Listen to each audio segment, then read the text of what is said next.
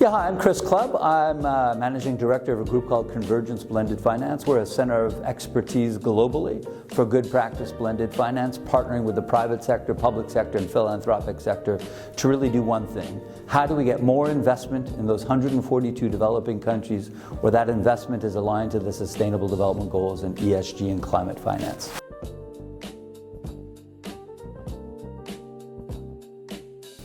The highest level of alignment between trade finance and development finance is really medium and long-term investment in 142 low and middle income countries. The development finance community is very keen to get more investment cross-border into these countries, and they're prepared to allocate some development financing money in partnership with trade finance money. That's the best opportunity.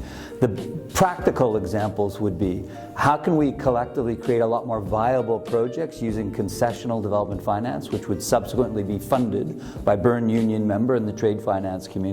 Secondly, how can multilateral development banks and DFIs go and arrange more financing transactions, knowing that they can distribute that risk to the Berne Union member and trade finance community. And thirdly, very importantly, how can we create a blended finance structure or vehicle that essentially can act as a reinsurance or re-guarantee mechanism for Berne Union members, so Berne Union members can go and arrange and underwrite more exposure, knowing that they can syndicate it or distribute it to a blended finance vehicle. So those are the three very concrete examples, and it's a glorious, beautiful opportunity for these two communities to come together over the next decade.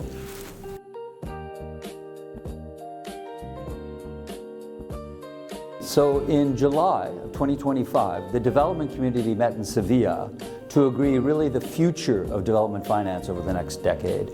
And in that agreement that they reached, there's express mention of export credit agencies and Berne Union members and the whole idea of mobilizing private investment. So if we can take that high-level document and think of what would an action plan look like that would actually mobilize a lot more private investment aligned to that action plan, but also to Berne Union and trade finance. So there's lots of opportunities there. We are advocating to the Berne Union, how can we come together as two communities and really tangibly over the next year identify the best blended finance solutions that would be of highest benefit for the developing countries and for the business volumes of Berne Union members. So we're really keen to be working with the Berne Union over the next year to really identify those best opportunities and have a partnership, and a long-term partnership between Berne Union and trade finance members and the development finance community in blended finance.